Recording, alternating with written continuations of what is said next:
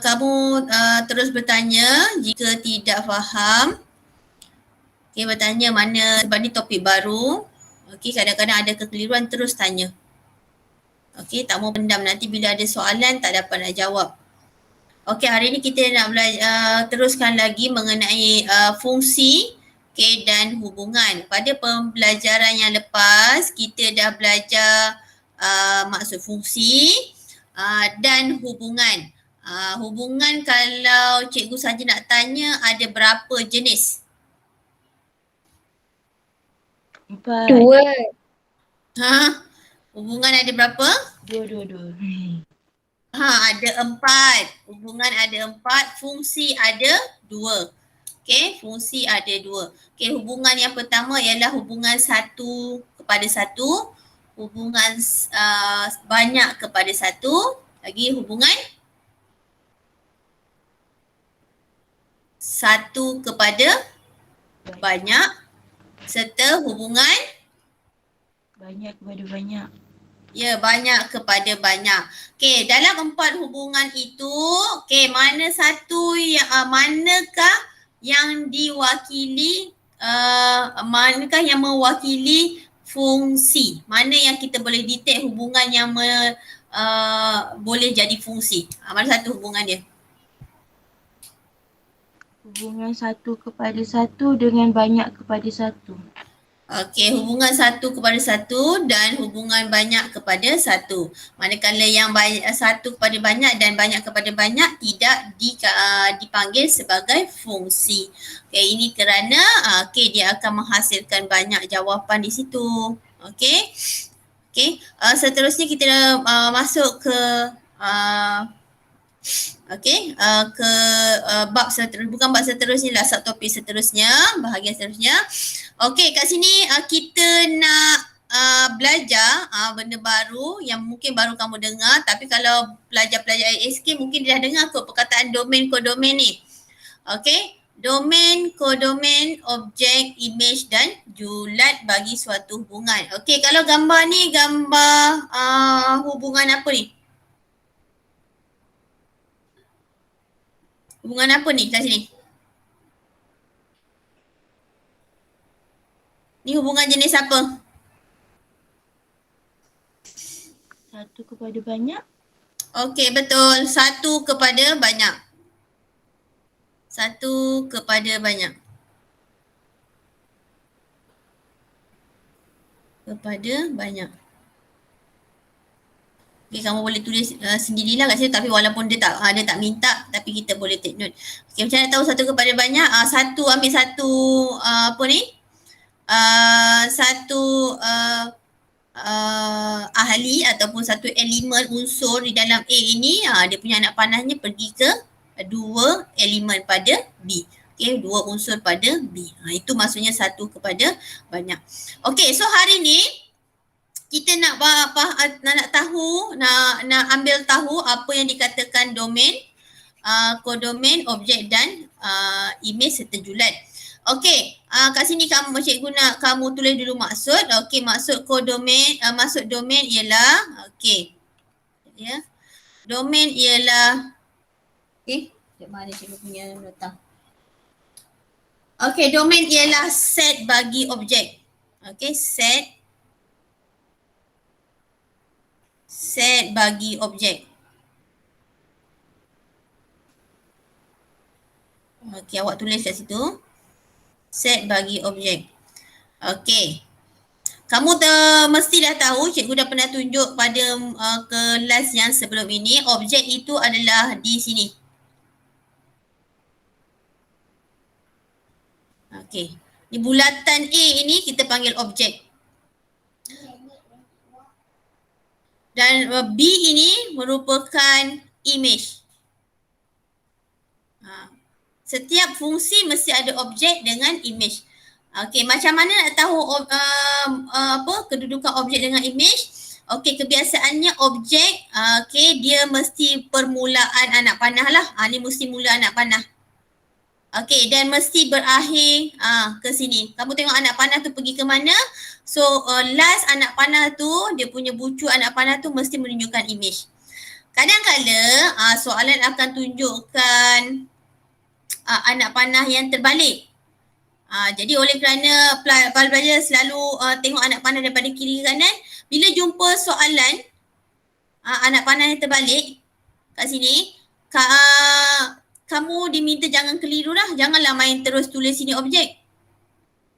Sepatutnya dia apa ni kat sini? Image. Dia sepatutnya image. Kerana apa? Kerana anak panahnya terbalik di situ. Okay, so kena berhati-hati tengok mana end of the arrow tu. Mana penghabisan arrow tersebut. Okay. Padam dulu. Okay, so kat sini, bila dah tahu domain adalah set bagi objek, bila kita cerita pasal set, benda ni kita dah belajar masa tingkatan 1. Okay, set perlu ditulis dalam keadaan curly bracket macam ni. Okay, mesti ada penutup dan pembuka dia. Okay, so curly bracket dia kita letakkanlah dalam dia unsur. Bila cerita pasal set, mesti ada curly bracket, mesti ada unsur. So, mesti letak koma untuk asing-asingkan unsur itu.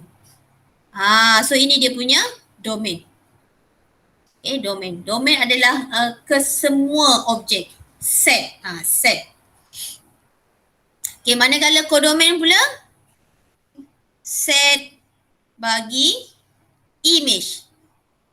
Set bagi image. Okay, dan kita perlu tulis dalam curly bracket juga sebab kita cerita pasal set.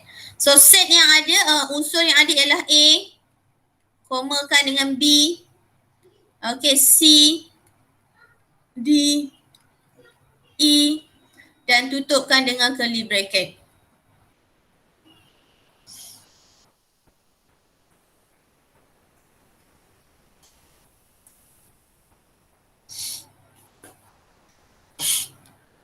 Okay, sudah? Dah. Okay, sekarang soalan seterusnya dia tanya, apakah yang dikatakan dengan objek? Apakah yang dikatakan dengan objek pula? Okay, objek ialah unsur. Unsur, okay? Unsur, apa ni? Domain tadi. Unsur kepada domain. Kita cikgu padam ni.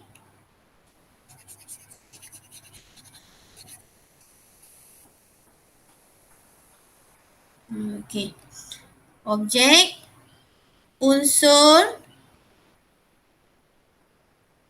bagi domain. Awak tulis masuk dia dulu. Unsur bagi domain. So unsur ni tak perlu tulis dalam keadaan set. Sebab unsur saja. Okay. So bila unsur kamu hanya tulis domain yang mana domain? Domain adalah objek.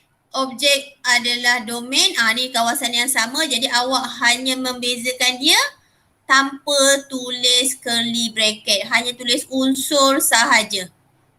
Unsur tu maksudnya ahli-ahli kumpulan lah. Bila kita cerita pasal domain, dia perlu wujud dalam keadaan kumpulan set dia. Okay. Image pula apa agak-agak? Unsur apa? Unsur bagi apa? Kodomain.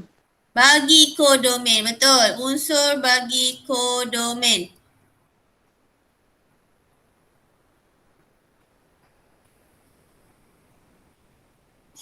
Okay, so unsur-unsur bagi kodomain tu kamu senaraikan sahaja.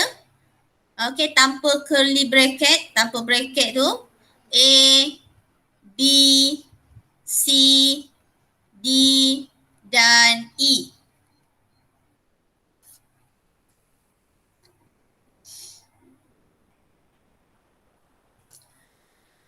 Okay, manakala julat? Julat dia set image. Set image. Set image ni bila cerita pasal set perlu tulis dalam keadaan set. So mesti ada curly bracket. Okay, A, B, C, D, E dan curly bracket. So kalau cikgu tulis balik semula tadi domain. Okey, sebab yang ni kena padamkan. Skrin dia tak boleh share tu, kena padam-padam juga. Okey, kalau cikgu tulis mula domain tadi dalam curly bracket X, Y, Z. Manakala kodomain pula okey, A, B, C, D, E. Okay, so this is the answer serta meaning bagi setiap words yang baru kita jumpa hari ni. Okay, jadi kat sini apa yang awak nampak persamaan? Mana yang wujud persamaan di sini?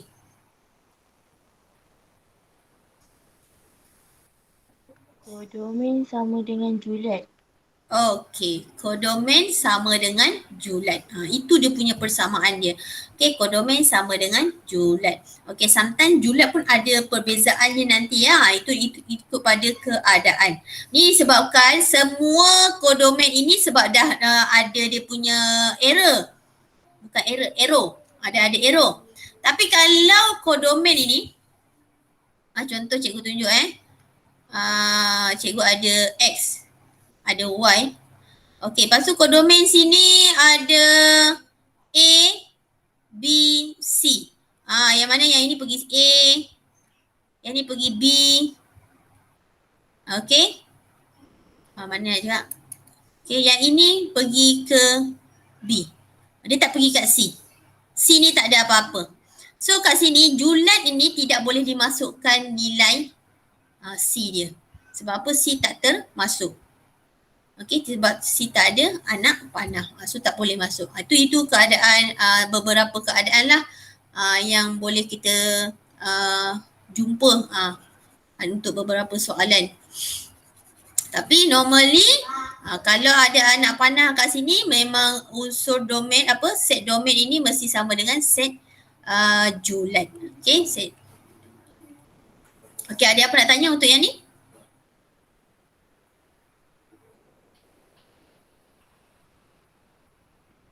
Senyap je. Cikgu, yang Juliet tu dia memang khas untuk set image je ke? Dia tak ada untuk set bagi objek? Ya, dia memang set untuk image sahaja. Dia sebab untuk fungsi lepas ni kita menggunakan simbol X dan Fx. So kebiasaannya kalau ikut bahasa matematik lah, senang kita cakap kan. Bahasa matematik kita akan guna Fx lah nanti. Contoh ini X. X ni biasanya kita panggil dia objek. Lepas tu bila ada X nak menghasilkan fungsi, dia akan akan tulis sebagai Fx. Function of X lah. So ini sebagai image. So biasanya Juliet memang cerita hanya untuk image sahaja. Okey, untuk image sahaja. Dia tak akan cerita pasal objek, melainkan soalan tanya apakah Juliet bagi objek. Itu je. Dia akan tanya, dia tak akan, tapi pemahaman kita Juliet itu adalah image. Okey, tapi kalau dia tanya Juliet bagi objek, dia akan guna words seterusnya lah. Juliet bagi objek. Itu baru kita cari. Okey, boleh ya? Boleh, terima kasih cikgu. Sama. Okey, jom kita tengok soalan ni. Soalan yang nombor 3. Okey, kenal pasti domain, kodomain, objek, image dan Juliet bagi setiap hubungan berikut. Okey, kat sini kita nak tengok hubungan apa ni. Okey, so kalau bagi kamu, kalau tak biasa membaca kaedah graf macam ni, kamu boleh tukar dia dalam keadaan bentuk set. Sebenarnya cikgu memang lagi suka kalau pelajar-pelajar tukarkan bentuk-bentuk yang tak biasa kita baca, kita tukarkan kepada bentuk set. Lebih mudah. Okey, so kamu masukkan sini 1, 2, ada 3, ada 4. Okey, so kat sini kesemuanya tunjuk kepada 2. Sebab semuanya pergi 2. So kamu buatlah anak panah macam tu. Kamu buat anak panah macam tu. Okey, so kamu boleh tulis kat situ, sini objek, sini image. Okey. Dia tulis situ. Itu sebagai cara untuk kita interpret lah gambar tu. Dan baru boleh kita tulis domain. So ingat baik semula domain tadi apa? Domain tadi adalah set object. Set object. So put in curly bracket. 1, 2, 3 dan 4. Tutup dengan curly bracket. Okay, manakala kodomain, walaupun unsur dia hanya 2 sahaja, tulis juga dalam bracket. Sebab kita cerita pasal set. Domain, kodomain mesti set. Okay, manakala objek, tulis saja dia punya huruf, dia punya nombor, 1, 2, 3, 4. Okay. Dan image dia mesti 2. Tulis saja 2. Okay. Dan julat tadi apa? Julat tadi adalah set image. Set image dia mesti berkait rapat dengan kodomain. So tulis benda yang sama. Put in bracket. Okay. Very easy, very simple. Okay.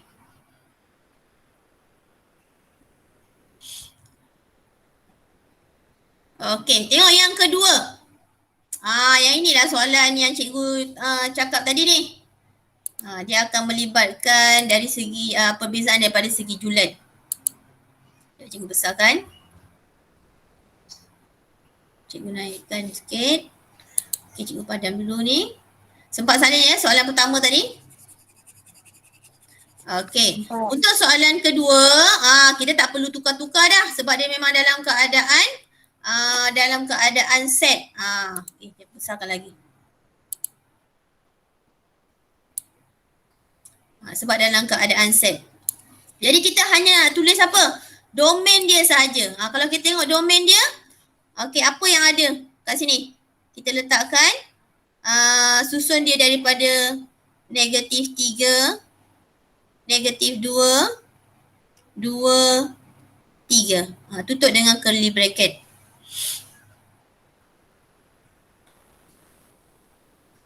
Okey, manakala kodomain? Kodomain tadi cikgu kata set bagi apa? Image. Ini image. Jadi kita tulis je set bagi image dia.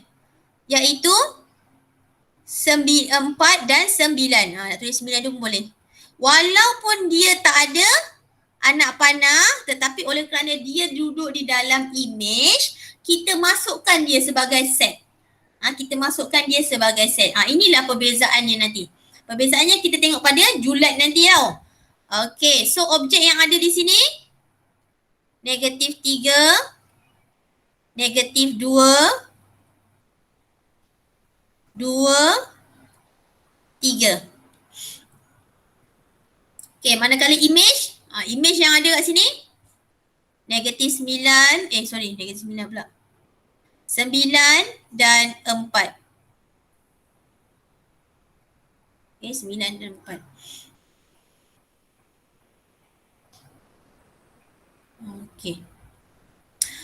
Dan julat. Julat kamu tengok pula kepada dia punya gambar raja. Okay.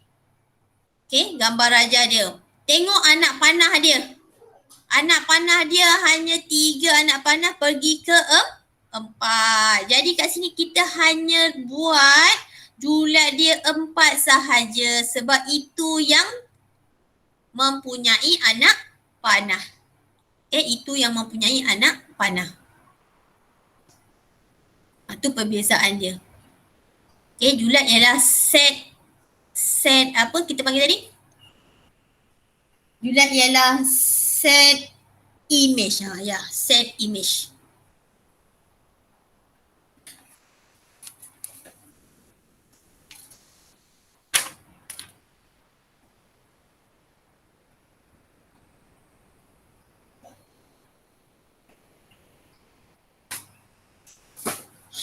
Okey, boleh? Ada kekeliruan lagi di sini? Boleh dapat bezakan kodomain dengan julat? Boleh. Boleh. Okey, good. Okey, tak mau tidur sekejap je. Siang cikgu nanti jaga seorang-seorang. Okey, kita tengok ke soalan ketiga. Okey, soalan ketiga. Okey, macam mana nak tukar soalan ketiga ni? Pun sama, kamu boleh tukarkan dia dalam keadaan bentuk set lah. Buat dalam bentuk, dua bentuk. Objek dengan image. Okay, objek, image. Okey, buat sama-sama. Okey, masukkan nilai dia 1, 2, 3. Lepas tu 2, 3, 4. Kamu buat anak panah. Senang apa? Sabuknya tertumpah. Nanti ambil roller, pergi tu. Roller. Kat situ pun ada penyapu kecil. Okey, so bila kamu dah tukar macam ni, kamu dah nampak dah apa yang kamu nak tulis pada image, domain dan seterusnya. Okey, cikgu bagi masa kamu buat nombor 3 dan nombor 4.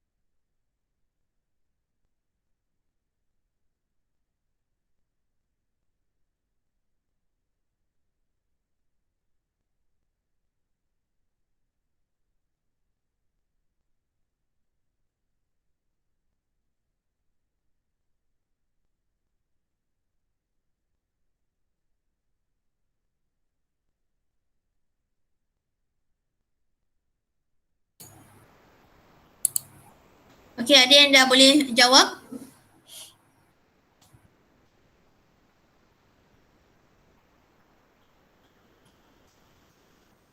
Soalan 3.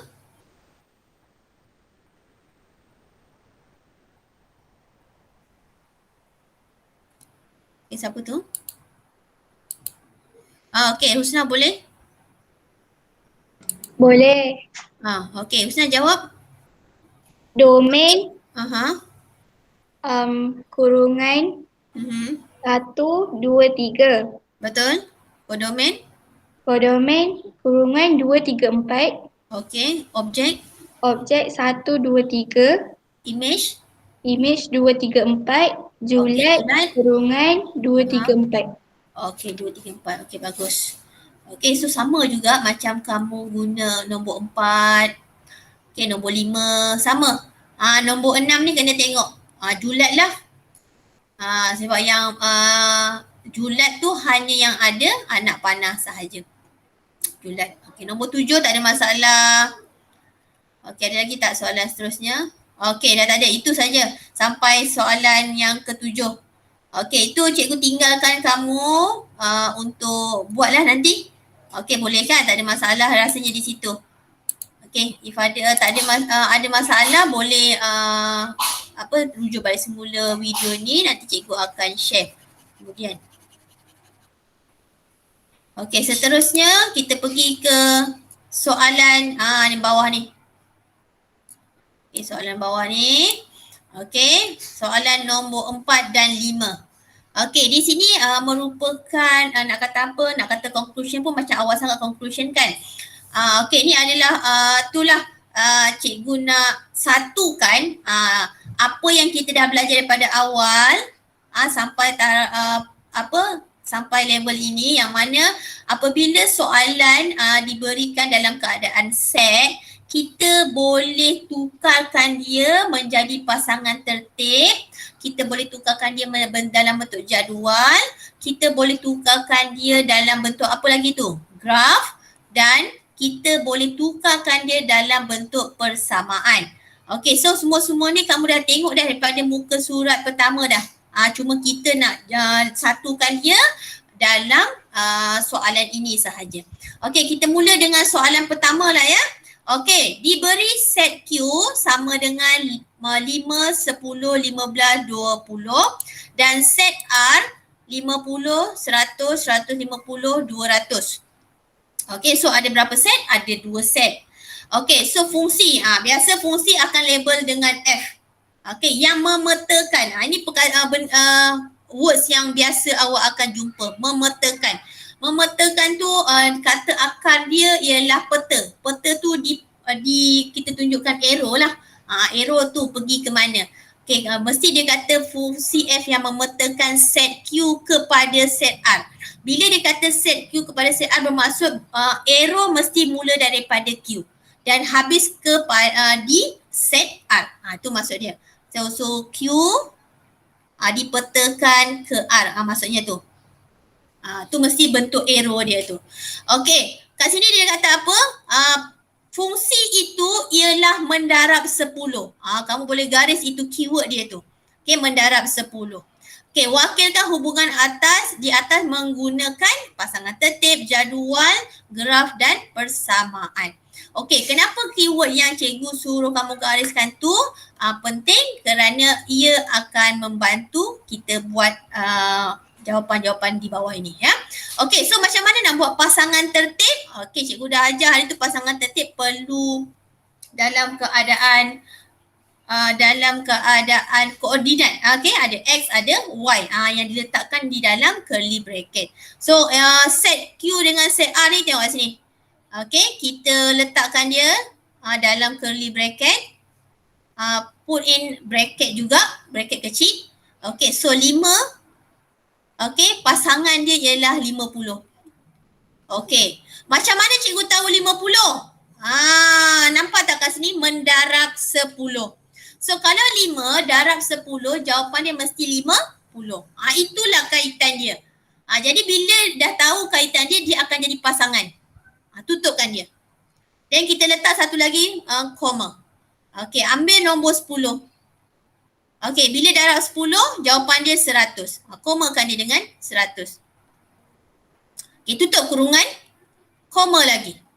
Koma di dalam dengan koma di luar tu membezakan antara pasangan-pasangan tertib lah.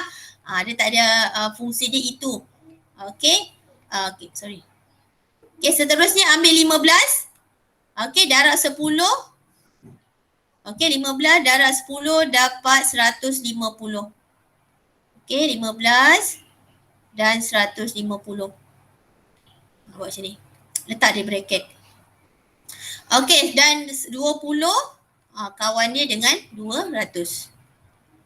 Ini baru kita panggil pasangan tertib. Set pasangan tertib. Okey, itu. Okey, salin dulu.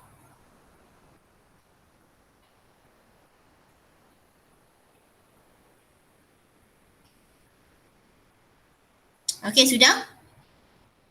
Dah. Dah. Okey. Cikgu akan gerakkan dia ke atas lagi. Okey, kita nak pindahkan dia menjadi bentuk jadual. Okey, cikgu padam dulu. Okey, pindahkan dia dalam keadaan jadual. Okey, seperti biasa kamu kena buat dalam keadaan peta. Okey, peta. Sekejap ya.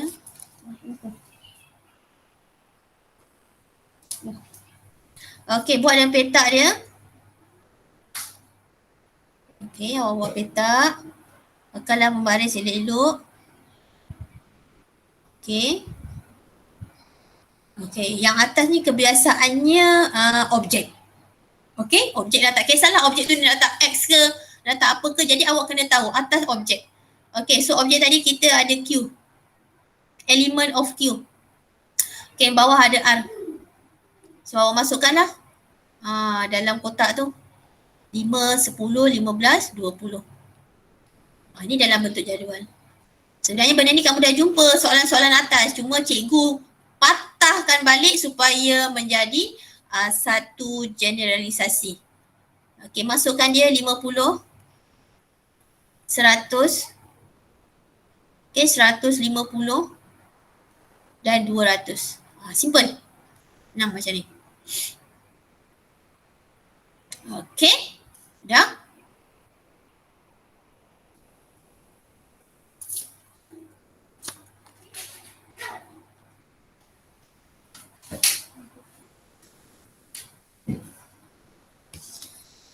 Dah.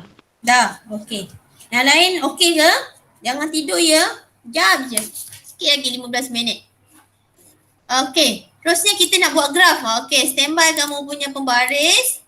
Pensel, lukis graf mesti guna pensel lah.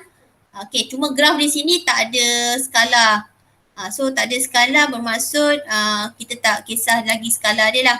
Untuk nanti untuk next subtopik baru kita guna skala. InsyaAllah untuk itu untuk minggu selepas cuti kot. Kita belajar graf tu. Okay, so graf di sini macam kamu dah jumpa tadi tu. Okay, buat paksi menegak. Buat paksi mengufuk ataupun paksi melintang ni. Mesti ada arrow lah. Bila cerita pasal paksi. Okay, so ni R. Biasa image mesti kat atas. Okay, siapa yang baru masuk tu?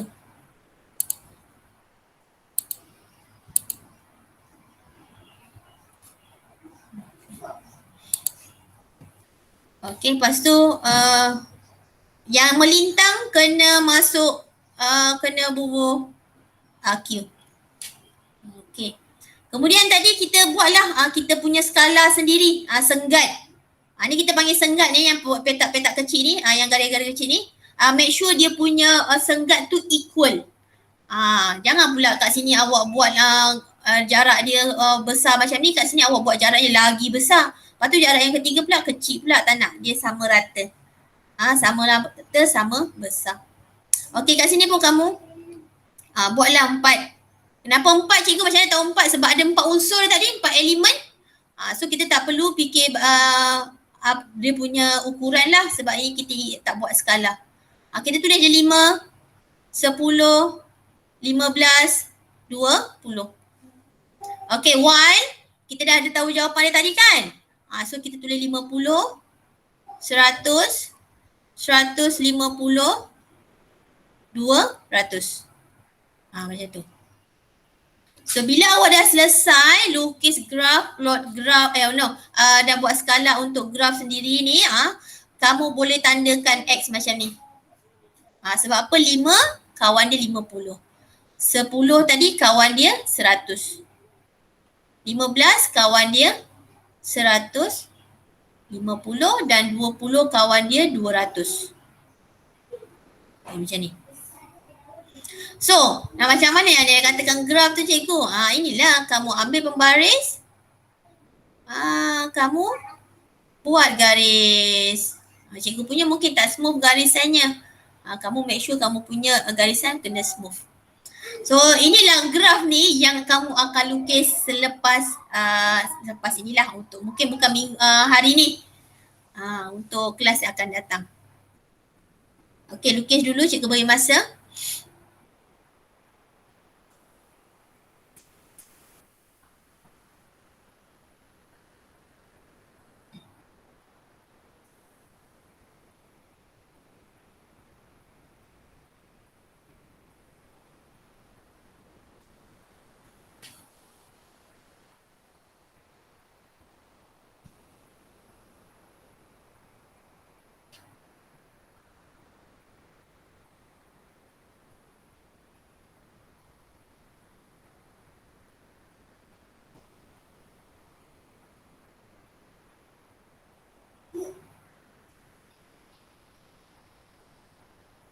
Okey, sudah ke? Sudah. Kalau belum, cikgu tunggu lagi dalam setengah minit, 30 saat. Ada lagi yang masih melukis? Make sure kamu lukis ikut guna pembaris. Walaupun tak ada skala, guna pembaris. Sebab lepas ni kita kena biasakan melukis guna pembaris, guna pensel, okay? Dan pandai membaca skala. Okay, kalau dah cikgu boleh terus ke bawah sekali. Bawah sekali ni sebenarnya kita dah belajar. Kita dah belajar tapi bukan dalam bab ni. Kita dah belajar di bab pertama tahun ini, iaitu pola dan jukan. Okey, betul ke cikgu dah belajar? Tak pernah jumpa pun. Okey. Sekejap ya. Mana? Persamaan. Okey, perasan tak tadi masa cikgu baca soalan ke atas tu, cikgu suruh kamu gariskan apa? Ada satu perkataan tu? Memetakan.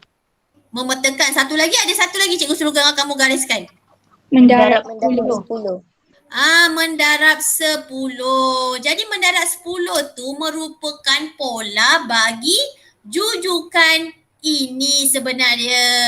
Okey, so kita tengok kat sini Kalau kita tengok 5, dia jadi 50. Okey, so kalau 10 dia jadi 100. 15 jadi 150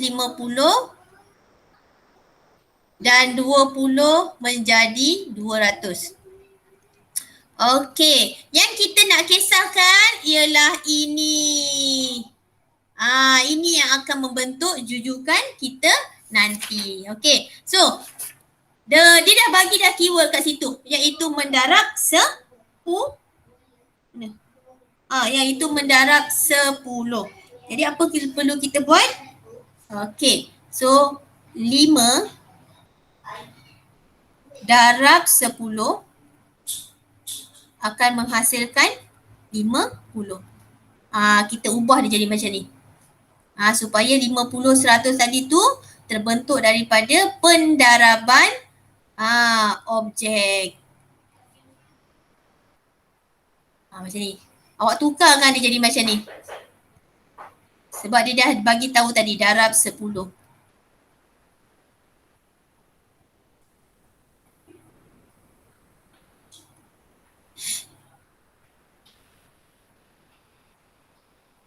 Okey, awak salin macam ni.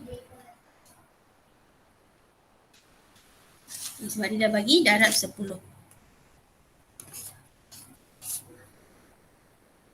Okey, jadi macam mana kita nak buat persamaan dia? Okey, persamaan dia ialah ini 5, 10, 15, 20 ni. Ni cikgu bulatkan ni. Okey, oleh kerana ini adalah objek adalah X, so kita letak dia X. Darab 10 dan image ini, cikgu cakap apa tadi awal-awal tadi? Dia Y ataupun Fx. Okey. So kita labelkan dia sebagai Fx. Ataupun kamu nak tulis lagi elok 10x sama dengan y pun boleh. Okey?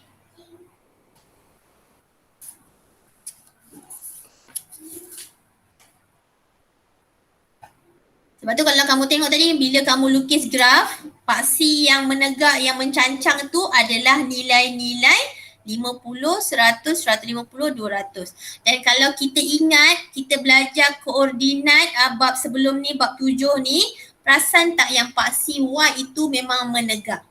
That's why lah kat sini, Y itu boleh dikira sebagai image, dan image juga dilambangkan, digunakan menggunakan simbol Fx.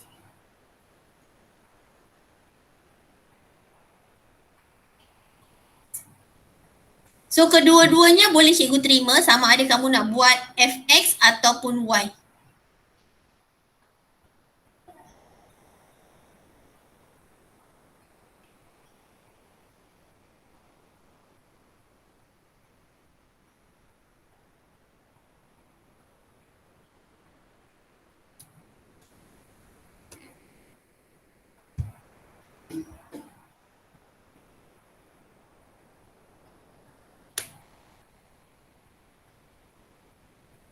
Okey. Sudah ke? Sudah. Ada yang belum? Siapa yang sudah boleh bergerak ke soalan kelima? Itu soalan last. Because of nanti you kena present lah. You kena tunjuk jawapan awak baru kita left kelas kita. Okay, so ini Cikgu Padang sebab rasanya semua dah salin.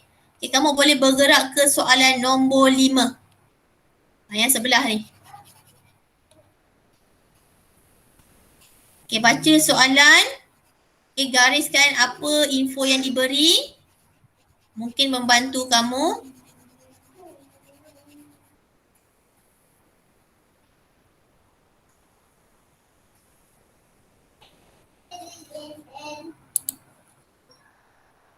Okay, soalan nombor 5 cerita pasal apa? Set A dan set B. Okay. Memetakan set A ke set B dengan menolak satu. Okey, cikgu bagi masa kamu buat.